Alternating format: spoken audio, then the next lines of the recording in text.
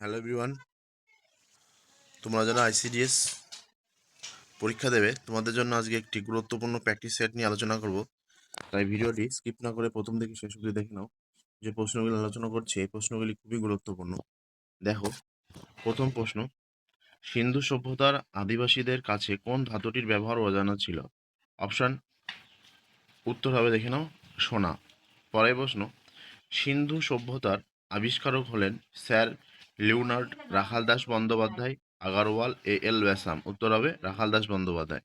পরের প্রশ্ন দেখো, হরপ্পার কোন অঞ্চল ধান চাষের সাথে সম্পর্কযুক্ত? কালীবঙ্গান, লোথাল, কোটদিজি, রোপার। উত্তর হবে লোথাল। নেক্সট দেখো, ভারতের প্রত্নতত্ত্বের জনক কাকে বলা হয়? Alexander Cunningham, Gordon Childe, Mortimer Wheeler, John Marshall. উত্তর হবে আলেকজান্ডার ক্যানিংহাম। নেক্সট প্রশ্ন, মহেঞ্জোদারো কথার অর্থ কি? শয়তানের আত্মা, শিবের ভূমি, পশুপতির খাদ্য, মৃতের স্তূপ। উত্তর হবে অপশন ডি, মৃতের স্তূপ। নেক্সট, নিম্নের কোনটি সিন্ধু সভ্যতার প্রাচীন বন্দর ছিল? হরপ্পা, লোথাল, ধোলাভিরা, সুরকোটোডা। উত্তর হবে লোথাল। নেক্সট, নিম্নলিখিত কোনটি হরপ্পা যুগে নগর সভ্যতা বিকাশের কারণ? বিজ্ঞান ও প্রযুক্তির উন্নতি, চারু ও কারুশিল্পের উন্নয়ন, ব্যবসা বাণিজ্যের উন্নতি, কৃষির বিকাশ। উত্তর হবে কৃষির বিকাশ। নেক্সট, রাজস্থানে অবস্থিত হরপ্পা সভ্যতার নিদর্শন কোনটি? মহেঞ্জোদারো, কালীবঙ্গান, লোথাল, সুক্তাজেন্দর।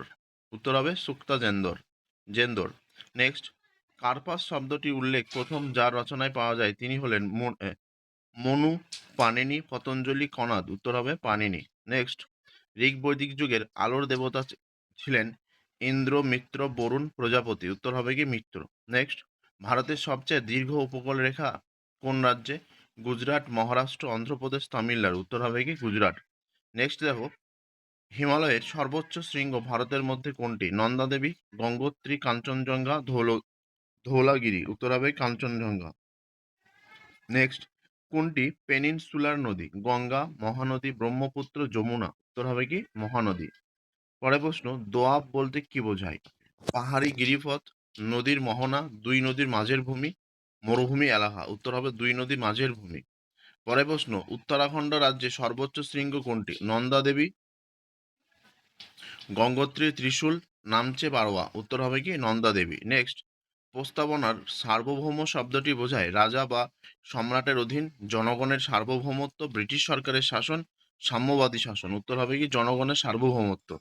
নেক্সট, প্রস্তাবনায় ভারত রাষ্ট্রের রূপ কি হিসাবে উল্লেখ আছে? সামন্ততান্ত্রিক রাষ্ট্র, রাজতান্ত্রিক, গণতান্ত্রিক, কেন্দ্রশাসিত। উত্তর হবে গণতান্ত্রিক। পরের প্রশ্ন, সংবিধান প্রস্তাবনায় সমতা বলতে বোঝায় ধর্মীয় সমতা, জাতিগত সমতা, প্রত্যেক নাগরিকের জন্য সমান সুযোগ, অর্থনৈতিক সমতা। উত্তর হবে প্রত্যেক নাগরিকের জন্য সমান সুযোগ। নেক্সট,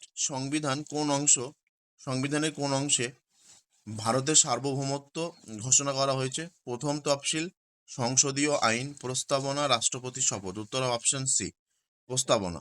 নেক্সট দেখো, ভারতীয় সংবিধানে কোন অনুচ্ছেদে মৌলিক অধিকারগুলি উল্লেখ আছে? 12 থেকে 35, 36 থেকে 51, 14 থেকে 32, 1 থেকে 11। উত্তর হবে অপশন বি, অপশন এ, 12 থেকে 35। পরের প্রশ্ন, ডাব্লিউটিও এর প্রধান কাজ? জলবায়ু পরিবর্তন, আন্তর্জাতিক নিরাপত্তা রক্ষা, আন্তর্জাতিক বাণিজ্য নিয়ন্ত্রণ, বৈজ্ঞানিক গবেষণা। উত্তর হবে আন্তর্জাতিক বাণিজ্য নিয়ন্ত্রণ। নেক্সট, ভারতে প্রথম পঞ্চবার্ষিকী পরিকল্পনা কবে শুরু হয়? 1951 খ্রিস্টাব্দে। পরের প্রশ্ন, পরিকল্পনা কমিশন কবে গঠিত হয়? 15 মার্চ 1950, 1 জানুয়ারি 1950, 26 জানুয়ারি 1950, 2 অক্টোবর 1951। উত্তর হবে অপশন এ, 15 মার্চ 1950। নেক্সট, পরিকল্পনা কমিশনের প্রথম চেয়ারম্যান কে ছিলেন? ডক্টর অমর্ত্য সেন, পিসি মহলানবিশ, জওহরলাল নেহেরু,